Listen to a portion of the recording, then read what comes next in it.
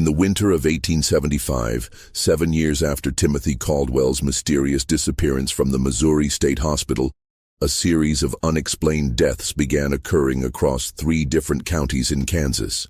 The victims were all elderly or infirm individuals who had hired the same young caregiver, a polite, intelligent man in his late teens who called himself Thomas Whitfield.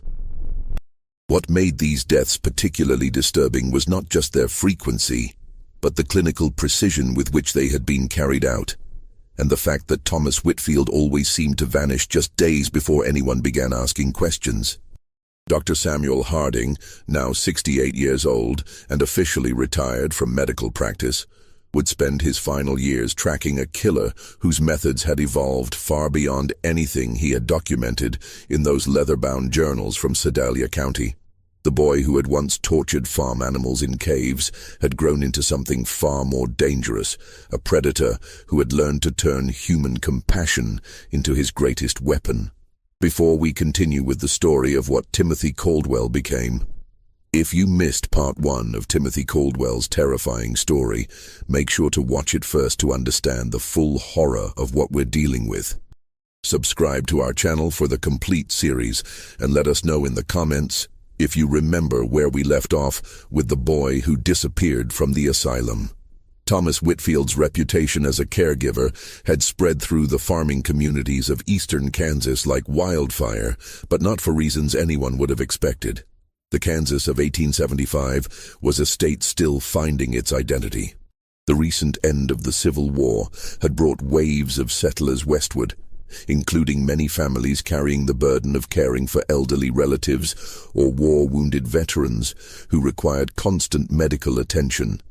In rural areas where doctors were scarce and expensive, families often relied on traveling caregivers, young men and women who moved from household to household, providing basic medical care and companionship to those who could no longer care for themselves. Thomas Whitfield appeared to be exactly what these families needed. He was 19 years old, well-spoken, and possessed an unusual depth of medical knowledge for someone so young.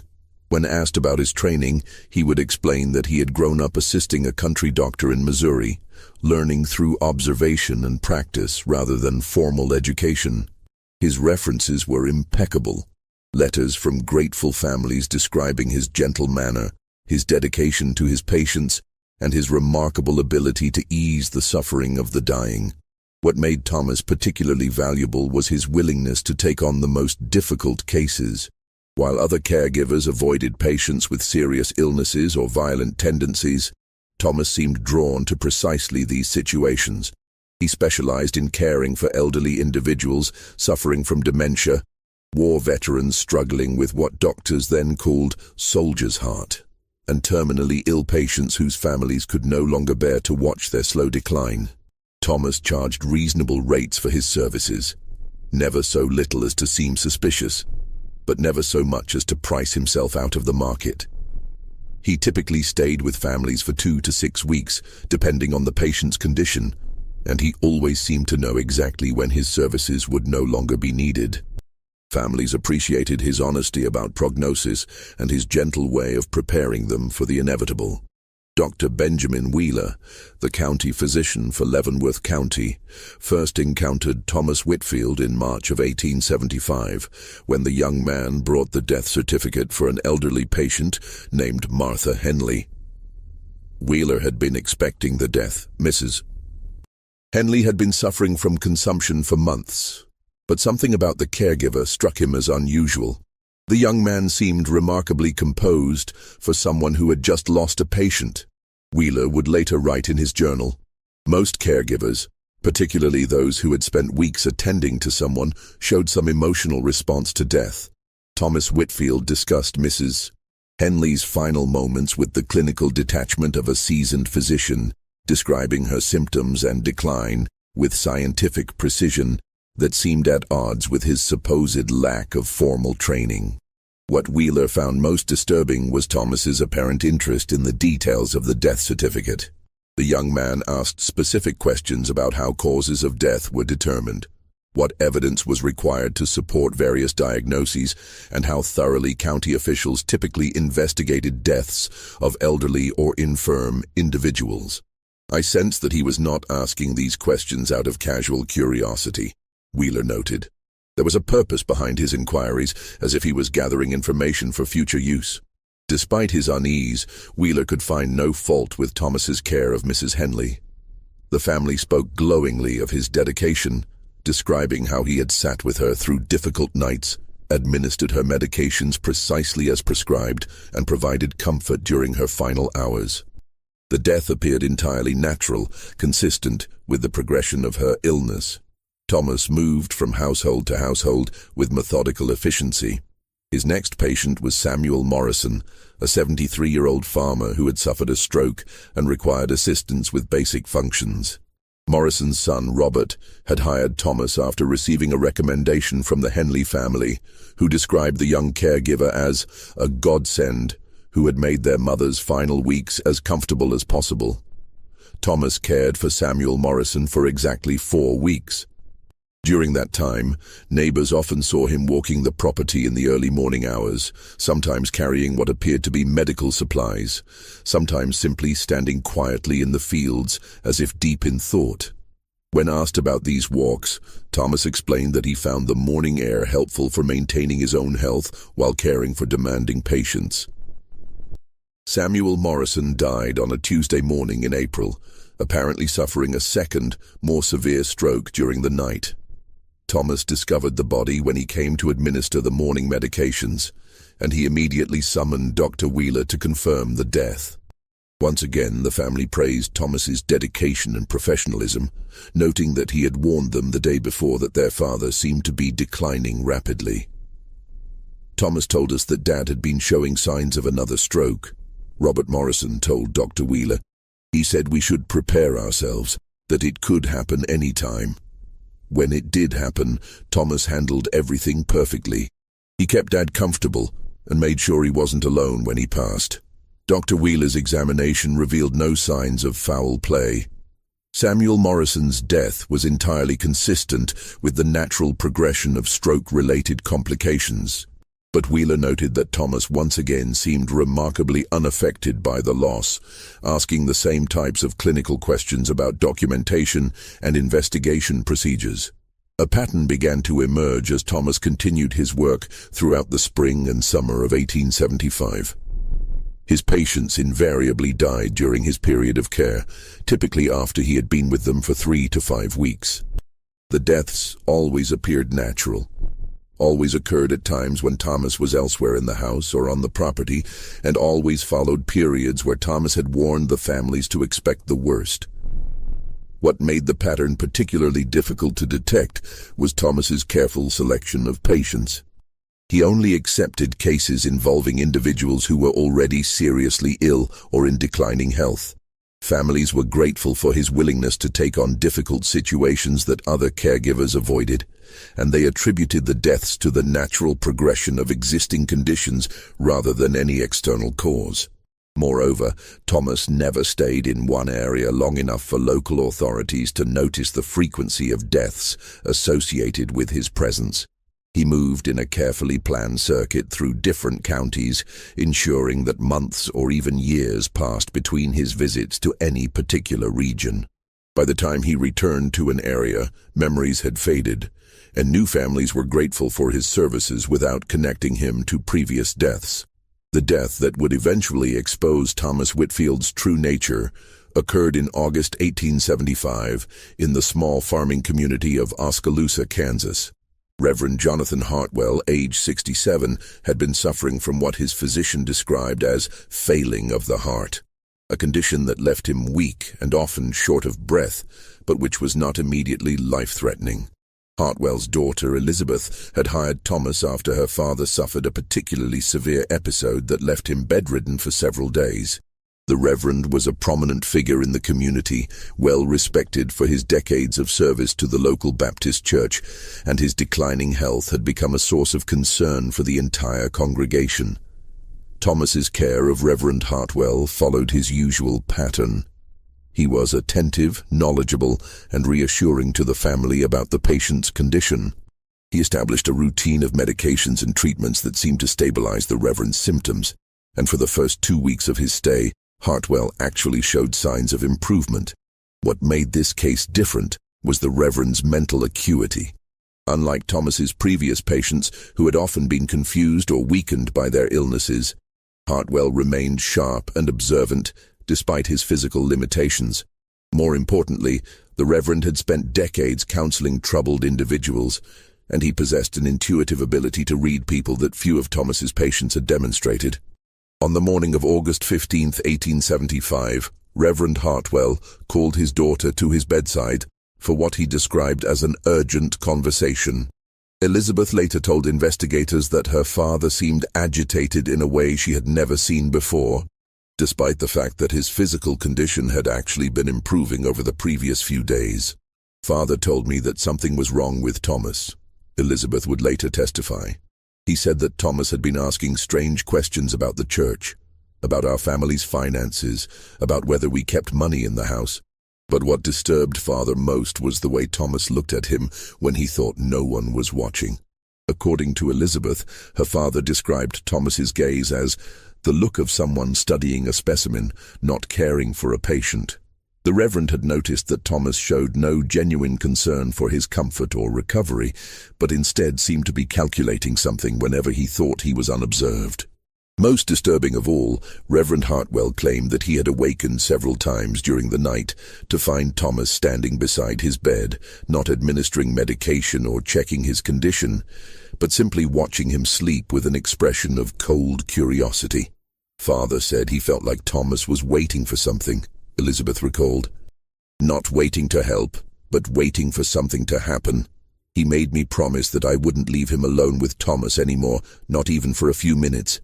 Elizabeth assured her father that she would stay close, but she was torn between his concerns and her gratitude for the improvement in his condition since Thomas's arrival. The young caregiver had seemed so professional, so dedicated to his father's welfare, that she found it difficult to believe he could harbor any ill intentions. That afternoon, while Elizabeth was preparing lunch in the kitchen, she heard her father call out from his bedroom. The sound was not his usual summons for assistance, but a cry of alarm that sent her running toward his room. She arrived to find Thomas standing over her father's bed, holding a pillow that he claimed to have been adjusting for the Reverend's comfort. Reverend Hartwell was unconscious but breathing, and Thomas explained that the elderly man had suffered some kind of episode, perhaps a small stroke or heart incident, that had caused him to lose consciousness suddenly. Thomas had been trying to make him more comfortable when Elizabeth heard the commotion. Dr. Wheeler was summoned immediately, and his examination revealed that Reverend Hartwell had indeed suffered some kind of cardiac event. However, the Reverend regained consciousness within a few hours, and his condition stabilized quickly. More importantly, he retained clear memories of what had happened in the moments before he lost consciousness. "Someone tried to smother me," Reverend Hartwell told Dr. Wheeler in private when Thomas was out of the room. "I woke up and that young man was pressing a pillow over my face. When I struggled, he pressed harder. I tried to call out, but I couldn't get any air. I thought I was going to die." Dr. Wheeler was faced with an impossible situation. Reverend Hartwell was a respected member of the community whose word could not be easily dismissed. But Thomas Whitfield had an impeccable reputation and no apparent motive for harming his patient. Moreover, attempting to murder someone in broad daylight, in a house where family members were present, seemed like an act of almost impossible recklessness. When confronted with the accusation, Thomas responded with exactly the right mixture of shock, hurt, and professional concern. He explained that he had been adjusting the Reverend's pillows when the man had suffered his cardiac episode, and that he had been trying to provide support when Elizabeth arrived. He suggested that the Reverend's memories of the incident might have been distorted by the lack of oxygen to his brain during the episode. "I understand that Reverend Hartwell is confused about what happened," Thomas told Dr. Wheeler with apparent sincerity. "Patients who suffer cardiac events often experience hallucinations or false memories. I've seen it many times in my work. The important thing is that he's recovering, and I want to do everything possible to support that recovery." Thomas's explanation was medically plausible, and his demeanor was entirely convincing. But Dr. Wheeler remembered his previous unease about the young caregiver, and he decided to investigate further before dismissing the Reverend's claims. What Wheeler discovered over the next several days would change everything. Working with county officials from neighboring jurisdictions, he began tracking the pattern of deaths associated with Thomas Whitfield's caregiving services. The picture that emerged was far more disturbing than anyone had imagined. In less than 6 months, Thomas had been present at the deaths of 17 patients across 3 counties. While each death had appeared natural when considered individually, the cumulative pattern suggested something far more sinister. Moreover, Wheeler discovered that several families had reported minor thefts following their relatives' deaths. Small amounts of money, jewelry, or other valuables that had gone missing, but were attributed to confusion during the grieving process. Most damning of all, Wheeler found evidence that Thomas had been using false references to establish his reputation. The grateful families he claimed to have served in Missouri either did not exist or had never heard of anyone matching his description. Thomas Whitfield had built his entire identity on carefully constructed lies, creating a fictional history that allowed him to move freely among vulnerable populations. As Dr. Wheeler's investigation deepened, he began to uncover connections that reached far beyond the recent deaths in Kansas. Working with law enforcement officials from neighboring states, he discovered reports of similar patterns in Missouri, Nebraska, and Colorado, always involving a young caregiver whose patients died with unusual frequency and who disappeared before questions could be asked. The breakthrough came when Wheeler contacted Dr. Samuel Harding in Missouri, seeking information about any young men with medical training who might have moved to Kansas in recent years. Harding's response arrived by telegram within hours of Wheeler's inquiry. "Stop investigating immediately. Stop boy from Sedalia. Case, stop extremely dangerous. Stop will arrive Kansas soonest stop." Dr. Harding, now 68 years old and officially retired, had spent the 7 years since Timothy Caldwell's disappearance tracking reports of suspicious deaths across the American Midwest. His private files contained detailed documentation of more than 40 cases that bore the hallmarks of Timothy's methods, but he had been unable to establish definitive connections between the various incidents. The Kansas deaths represented the clearest pattern Harding had seen since Timothy's escape from the Missouri State Hospital. The systematic targeting of vulnerable individuals, the careful planning and execution, and most importantly, the clinical precision of the killings, all matched the behavioral profile that Harding had developed based on his observations of the boy. When Harding arrived in Oskaloosa 3 days later, he brought with him copies of his original journals from the Caldwell case, along with 7 years' worth of investigation notes and correspondence with law enforcement officials across multiple states. His first stop was Reverend Hartwell's bedside, where he conducted a detailed interview about the attempted murder. What Harding learned confirmed his worst fears. Reverend Hartwell's description of Thomas Whitfield's behavior matched exactly the patterns that Harding had observed in Timothy Caldwell as a child. The cold, calculating gaze, the clinical interest in suffering, the complete absence of genuine empathy. All were characteristics that Harding had documented in his original case study. More importantly, Reverend Hartwell provided details about Thomas's physical appearance that sealed the identification. Despite the passage of 7 years, the young man retained the pale blue eyes, blonde hair, and slight build that had characterized Timothy as a child. Most telling of all, Thomas had a small scar on his left hand that Harding remembered Timothy receiving during their struggle at the Caldwell farm. "It's him," Harding told Dr. Wheeler after interviewing the Reverend. "Timothy Caldwell has been hiding in plain sight, using his medical knowledge and manipulative abilities to kill with impunity. But he's made a crucial error in judgment. He's become overconfident, and that overconfidence has exposed him." Harding's assessment was that Timothy had evolved far beyond the impulsive child killer he had been in Missouri. The adult version had developed sophisticated methods for selecting victims, establishing alibis, and avoiding detection. He had learned to use society's assumptions about young caregivers to his advantage, exploiting the trust and gratitude of grieving families. Most disturbing of all, Harding believed that Timothy was no longer killing purely for experimental purposes. The thefts associated with each death suggested that he had developed a practical motivation for his crimes, using murder as a means of supporting himself while pursuing his larger psychological interests. "He's found a way to make killing profitable," Harding explained to Wheeler. "But the money isn't his primary motivation. It's simply a tool that allows him to continue his real work." Timothy has always been fascinated by the process of dying, by the way people respond to the approach of death. Now he's created a system that gives him unlimited access to victims while providing a legitimate cover for his presence. Working together, Harding and Wheeler developed a comprehensive plan for exposing Timothy's crimes and ensuring his capture. They would need to coordinate with law enforcement officials across multiple jurisdictions, since Timothy's activities had crossed state lines. More importantly, they would need to be prepared for the possibility that Timothy might attempt to flee, or worse, escalate his violence when he realized he was being investigated.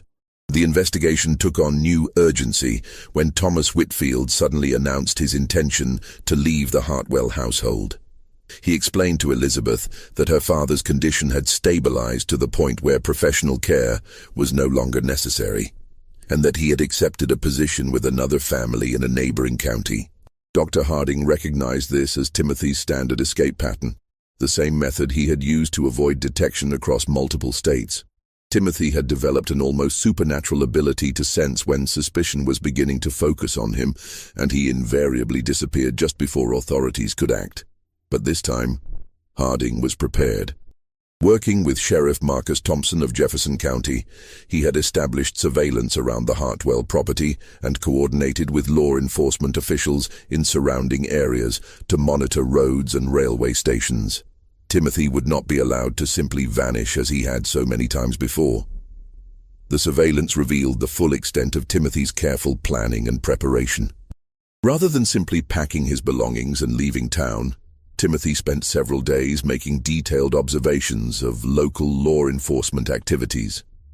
He was seen watching the sheriff's office from various vantage points, timing the movements of deputies, and apparently mapping escape routes through the surrounding countryside. More disturbing still, Timothy made several visits to the local cemetery, where he was observed studying gravestones and making notes in a small journal.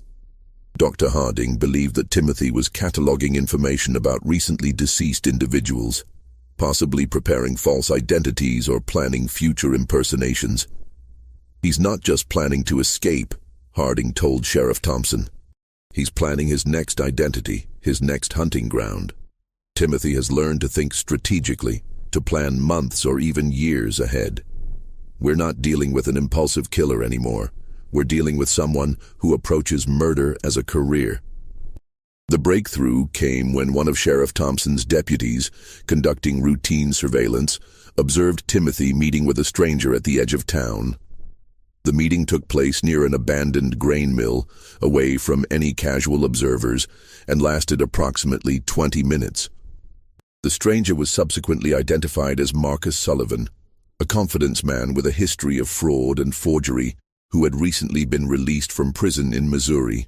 Sullivan specialized in creating false identity documents and had apparently been hired by Timothy to establish a new persona for his next area of operations.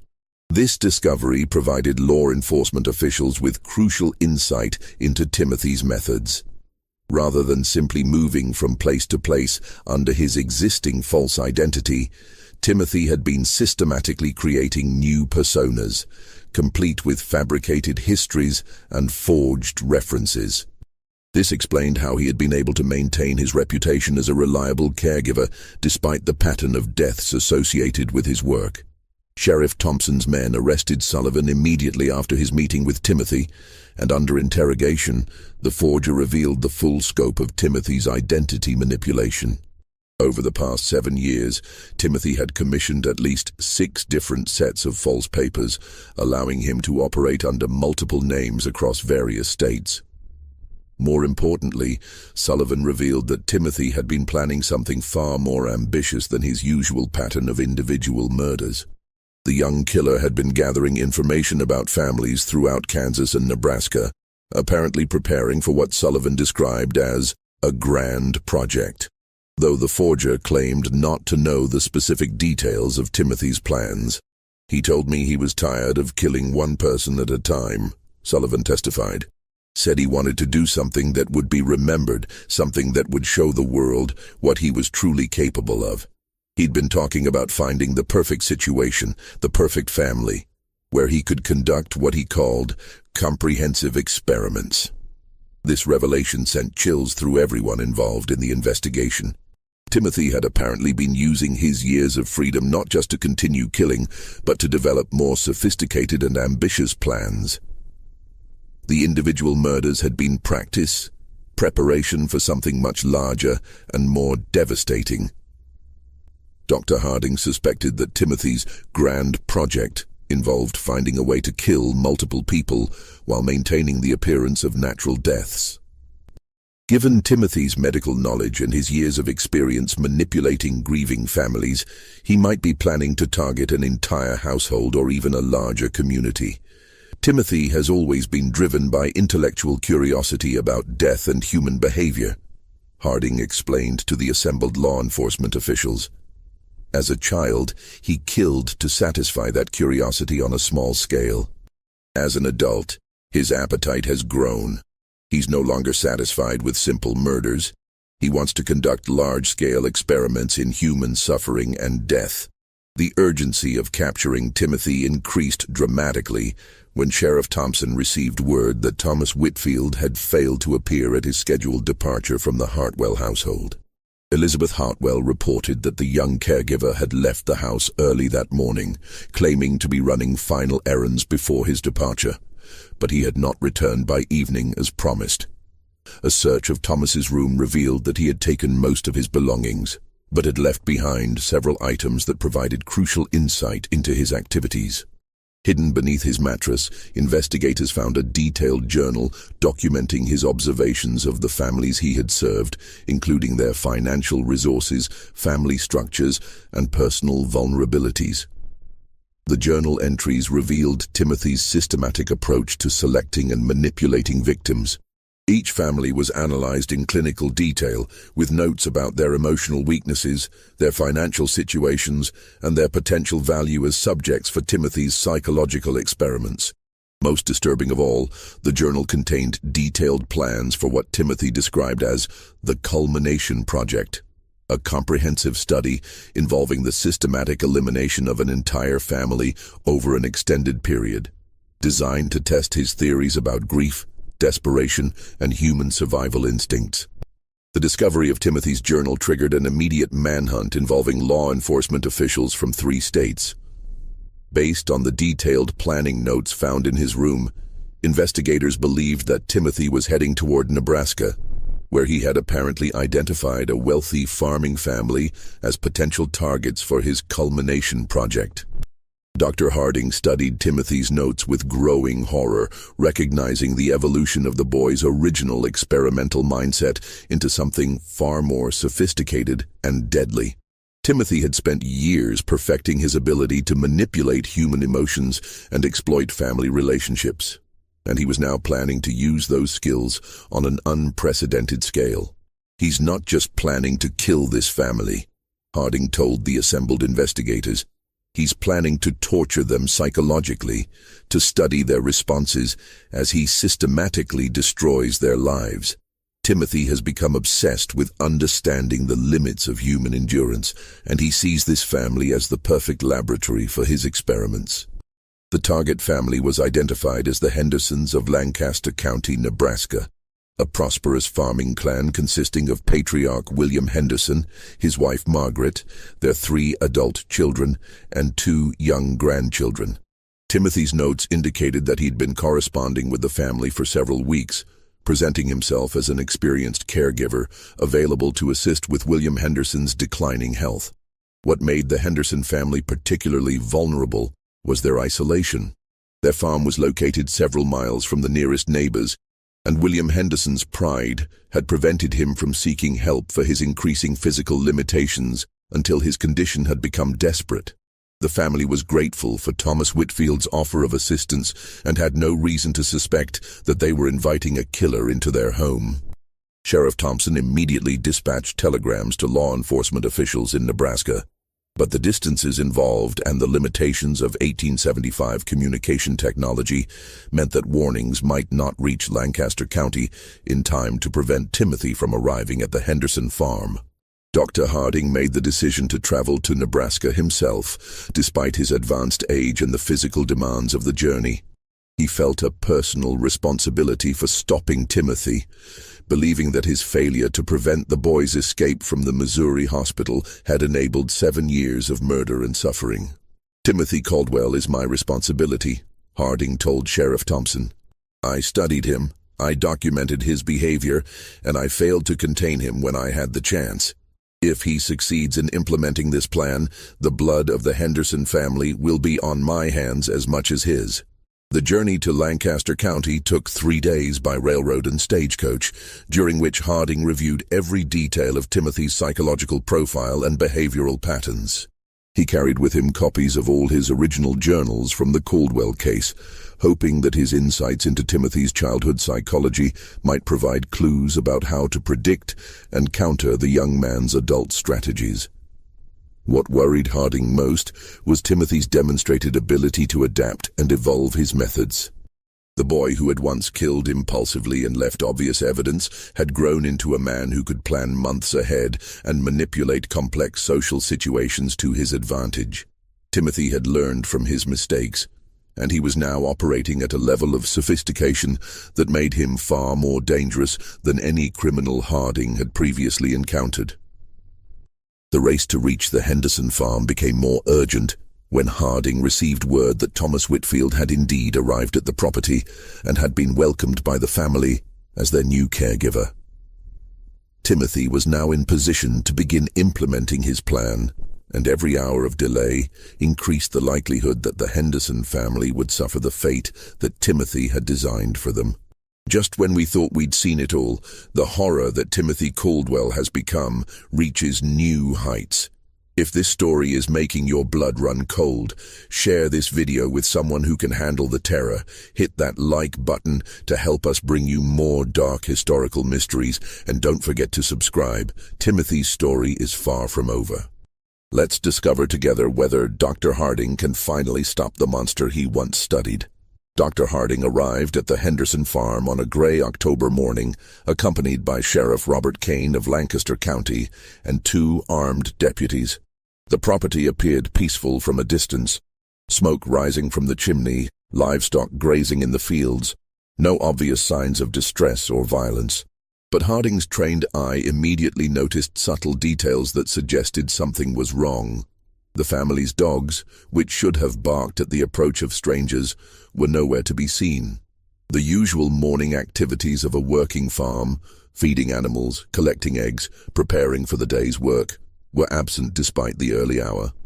Most telling of all, Harding observed that the curtains in several windows had been drawn shut, despite the fact that farm families typically maximized natural light during daylight hours. The closed curtains suggested either that someone was trying to prevent outsiders from seeing into the house, or that the family was no longer able to maintain their normal routines. Sheriff Kane approached the farmhouse with his weapon drawn, while his deputies positioned themselves to cover potential escape routes. Dr. Harding remained with the horses, but close enough to observe and advise based on his knowledge of Timothy's behavioral patterns. The first sign of immediate danger came when Sheriff Kane knocked on the front door and received no response, despite clear evidence that people were inside the house. Smoke continued to rise from the chimney, and the investigators could hear the faint sound of movement from within, but no one came to the door or acknowledged their presence. When Kane tried the door handle, he found it unlocked, unusual for a farm family who would typically secure their home, especially with a stranger staying on the property. The unlocked door suggested either that the family was no longer able to take basic security precautions or that Timothy wanted to facilitate easy access for reasons of his own. Kane entered the house with extreme caution, calling out to announce his presence and authority. The response he received chilled everyone present.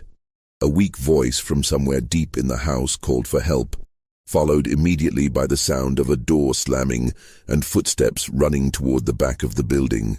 The scene that greeted Sheriff Kane in the main room of the farmhouse was one of carefully orchestrated horror. William Henderson was tied to a chair near the fireplace, conscious but obviously weakened by what appeared to be days of abuse. His wife Margaret lay on a nearby sofa, breathing but unresponsive, apparently drugged into unconsciousness. Most disturbing of all, the room had been arranged like a macabre laboratory. Tables and chairs had been repositioned to create clear sight lines between different areas. Notebooks and medical instruments were laid out with scientific precision, and the walls were covered with detailed charts tracking what appeared to be the family members' physical and emotional responses to various forms of stress and suffering.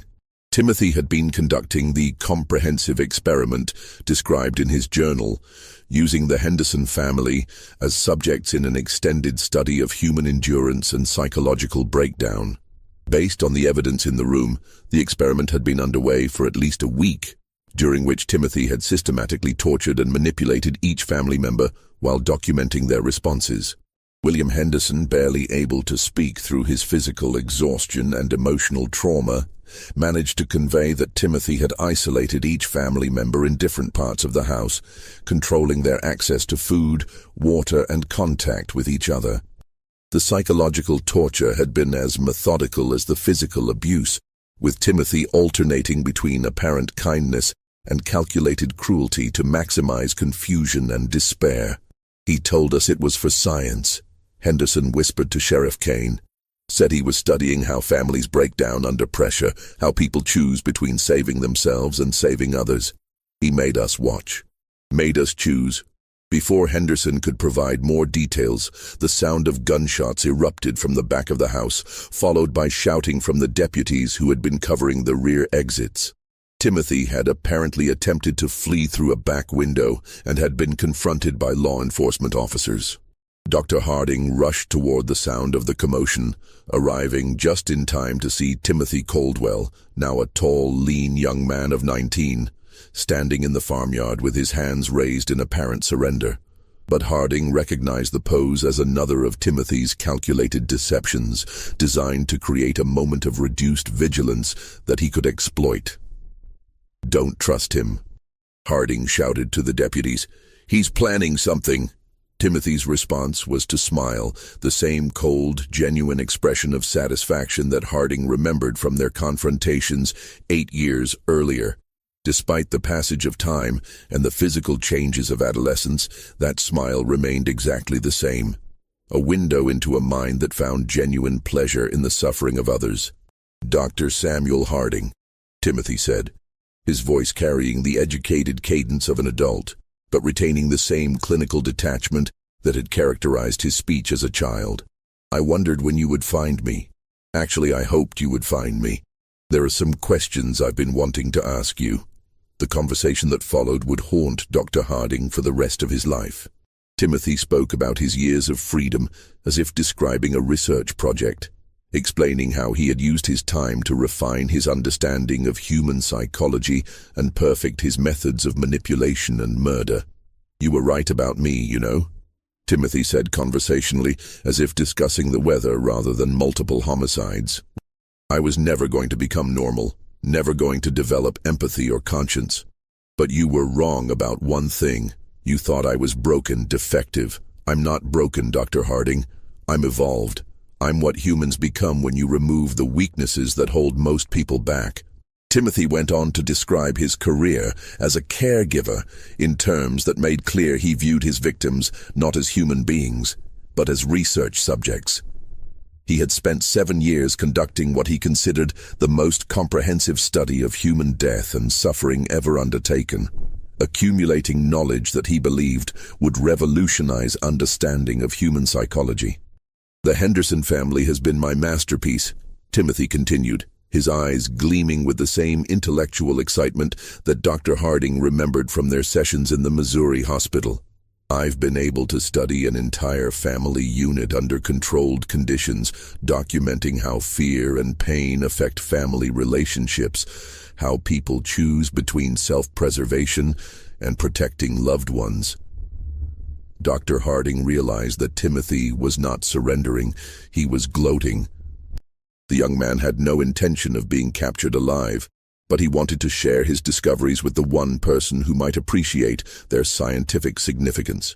Timothy viewed their reunion as an opportunity to present the results of his research to his original study partner. "I have journals, Dr. Harding," Timothy said.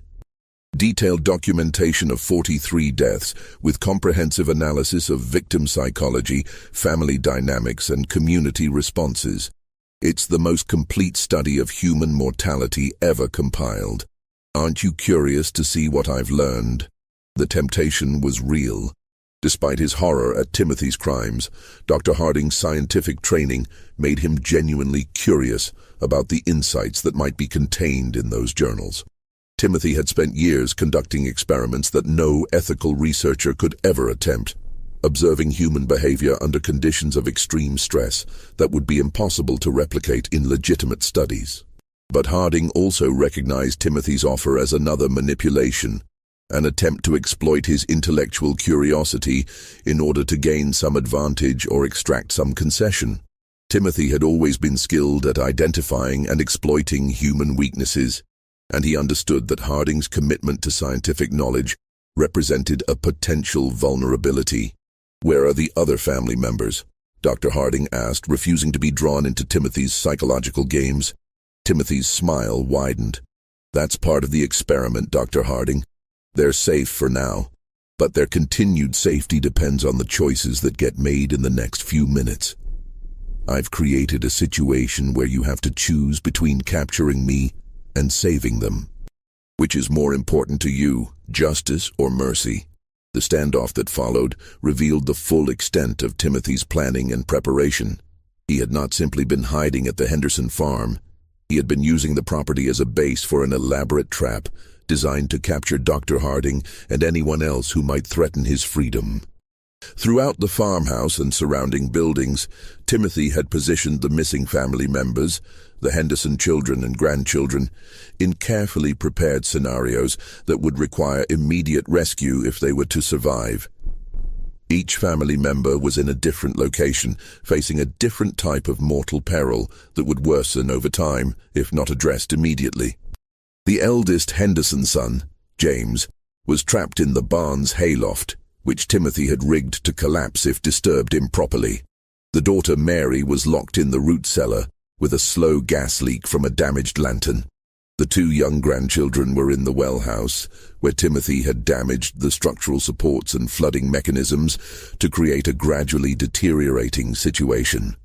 "You see the beauty of the design," Timothy explained to Dr. Harding with obvious pride. "Each rescue attempt creates time pressure that prevents focus on the others, and attempting to capture me means abandoning all of them to their fates. It's a perfect test of human decision-making under pressure." Sheriff Kane immediately dispatched his deputies to begin rescue operations, but Timothy had calculated correctly. Each situation required careful attention and specialized knowledge to resolve safely. Rushing any of the rescues would likely result in additional casualties, but delaying meant allowing the conditions to worsen. Dr. Harding found himself facing the same type of impossible choice that Timothy had been forcing on his victims for years. As a physician, his instinct was to prioritize saving lives. As a citizen, he knew that allowing Timothy to escape would mean condemning future victims to suffer the same fate as the Henderson family. "This is your final experiment, isn't it?" Dr. Harding asked. "You're not trying to escape.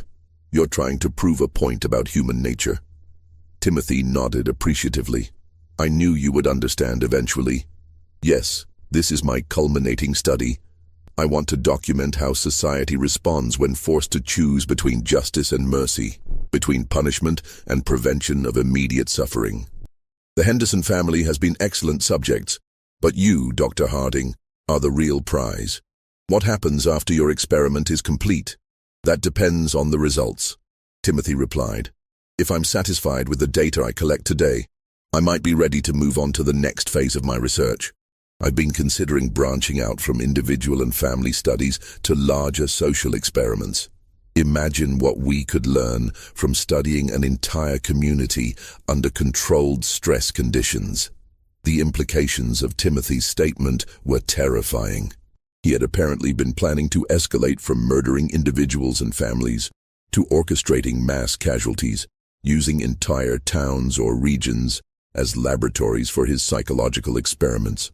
But Dr. Harding also detected something in Timothy's demeanor that gave him hope. Despite his apparent confidence and careful planning, Timothy seemed to be seeking validation for his work in a way that suggested uncertainty about his next steps. The young man who had once been supremely self-assured was now looking for approval from the authority figure who had originally studied him. "Your research has been impressive," Dr. Harding said carefully, "but it's incomplete. You've studied death and suffering, but you've never studied redemption or recovery. You don't understand the full spectrum of human experience." Timothy's expression shifted slightly, showing the first crack in his controlled facade. "Redemption is an illusion created by weak minds to avoid confronting harsh realities," he said. But there was a note of defensiveness in his voice that hadn't been present before. "Is it? You've spent 7 years running from the consequences of your actions. If you were truly as evolved as you claim, wouldn't you be able to face those consequences directly?" Dr. Harding was taking an enormous risk by challenging Timothy's self-perception, but he sensed that the young man's need for intellectual validation might be stronger than his commitment to escape. Timothy had always craved recognition for his intelligence and insights, and that craving might provide the leverage needed to resolve the situation. The psychological duel that followed lasted nearly an hour, during which Sheriff Kane's deputies worked frantically to rescue the endangered family members. Dr. Harding used every technique he had learned from studying Timothy's psychology to keep the young man engaged in conversation while rescue operations continued. Gradually, a clearer picture emerged of what Timothy had become during his years of freedom. He had indeed evolved far beyond the impulsive child killer he had been in Missouri, but that evolution had come at a cost. The systematic suppression of normal human emotions had left him increasingly isolated and desperate for connection, even if that connection could only come through the terror he inflicted on others. "You're lonely," Dr. Harding realized. "All these years of studying other people, but never allowing yourself to actually connect with anyone. You've made yourself into a perfect predator, but perfect predators are also perfectly alone." Timothy's composure finally cracked completely. "You think I wanted this?" he demanded, his voice rising for the first time since the confrontation began. "You think I chose to be what I am? I've tried to feel what other people feel, tried to understand why they care about things that seem completely meaningless to me, but I can't. There's something missing in me, something that was never there to begin with." For the first time since his childhood, Timothy showed genuine emotion, not the calculated displays he used to manipulate victims, but real anguish about his fundamental inability to experience normal human connections. The brilliant, controlled killer revealed himself to be, at his core, a profoundly damaged person who had turned his damage into a weapon against the world. The rescue operations concluded successfully, just as Timothy's emotional breakdown reached its peak. Sheriff Kane's deputies managed to save all the endangered family members, though several required immediate medical attention for injuries and trauma sustained during their captivity. Timothy's reaction to the successful rescues was telling. Rather than anger or frustration at the failure of his plan, he seemed almost relieved that his victims had survived. The revelation suggested that despite his claims about studying human suffering, some part of him retained enough conscience to prefer that his subjects survive their ordeal. "I'm glad they're safe," Timothy admitted to Dr. Harding. "I didn't really want them to die. I just wanted to finally understand what makes people care about each other the way they do." The capture of Timothy Caldwell made headlines across the Midwest. But the legal proceedings that followed were complicated by the same issues that had plagued his case as a child. The systematic nature of his crimes was undeniable, but his youth at the time of many of the murders, combined with questions about his mental competency, created precedent-setting challenges for prosecutors. Dr. Harding testified extensively about Timothy's psychological development, providing detailed documentation of the young man's evolution from disturbed child to sophisticated killer. His testimony helped establish some of the first legal frameworks for understanding and prosecuting cases involving antisocial personality disorder. Timothy himself proved to be a cooperative defendant, apparently viewing the trial as another opportunity to share his research findings with a wider audience. He testified about his methods and motivations with the same clinical detachment he had always shown, providing insights into criminal psychology that would influence law enforcement and medical professionals for decades.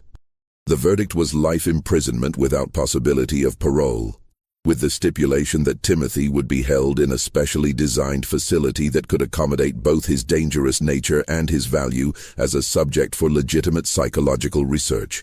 Dr. Harding visited Timothy regularly during the first year of his imprisonment, conducting formal interviews that were published as part of groundbreaking research into the nature of psychopathy. These sessions revealed that Timothy's capacity for manipulation and violence remained undiminished, but that his desperate need for intellectual connection made him a valuable source of information about criminal psychology. He represents something that medical science is only beginning to understand, Dr. Harding wrote in his final report on the case. Timothy Caldwell is not evil in the supernatural sense. He is the product of a specific type of neurological development that creates intelligence without empathy, curiosity without conscience. Understanding individuals like Timothy may be the key to preventing future tragedies. The Henderson family eventually recovered from their ordeal, though the psychological scars remained for years afterward. William Henderson became an advocate for better screening of domestic caregivers, working with law enforcement agencies to develop protocols for preventing similar deceptions in the future. The detailed journals that Timothy had maintained throughout his criminal career became invaluable resources for researchers studying serial murder and psychological manipulation. His meticulous documentation of victim psychology and family dynamics provided insights that helped law enforcement officials solve several cold cases and identify patterns in other unsolved crimes. But perhaps the most significant outcome of Timothy's capture was the advancement in understanding of childhood psychological development that resulted from Dr. Harding's research. The case established new protocols for identifying and treating children who showed early signs of antisocial behavior, potentially preventing others from following Timothy's path. Timothy himself adapted to prison life with characteristic intelligence and calculation. He became a model prisoner, using his understanding of human psychology to manipulate guards and administrators while maintaining the appearance of cooperation and rehabilitation. Dr. Harding's final visit to Timothy took place in 1876, shortly before the elderly physician's death. During that conversation, Timothy revealed that he had been using his time in prison to develop new theories about human behavior, based on his observations of the criminal population around him. "I've learned so much here, Dr. Harding," Timothy said during their last meeting. "Prison is like a laboratory where all the subjects have already been classified according to their psychological defects. I'm developing a comprehensive understanding of criminal motivation that goes far beyond anything I learned from killing individual victims." When asked whether he felt any remorse for his crimes, Timothy's answer revealed that his fundamental nature remained unchanged despite years of incarceration. "I understand intellectually that what I did caused suffering, and I understand that society considers that suffering to be wrong," he said. "But I still don't feel what other people apparently feel when they contemplate harm to others. I can simulate remorse convincingly enough to satisfy parole boards or psychiatrists, but the genuine emotion simply isn't there." Timothy's honesty about his continued dangerousness ensured that he would never be released from prison, but it also provided valuable insights for researchers working to understand and treat similar cases. His willingness to discuss his psychological makeup openly made him one of the most studied criminals in American history. The case files from Timothy Caldwell's crimes were sealed for 50 years after his conviction, but when they were finally opened to researchers in the 1920s, they provided foundational material for the emerging field of criminal psychology. Timothy's detailed documentation of his own thought processes and methods became required reading for FBI profilers and forensic psychiatrists. Dr. Harding died in 1877, 1 year after Timothy's conviction, having finally achieved his goal of stopping the killer he had first encountered as a disturbed child in rural Missouri. His final journal entry, written just days before his death, reflected on the broader implications of the Timothy Caldwell case. I have spent the last decade of my life tracking a single individual, documenting his evolution from troubled child to sophisticated killer. That pursuit has taught me more about the nature of evil than 40 years of conventional medical practice. Timothy Caldwell represents both a unique aberration and a window into the darkest possibilities of human development. Understanding him has been the most important work of my career, but I pray that future generations will never encounter another individual quite like him. Timothy Caldwell remained in prison until his death in 1923 at the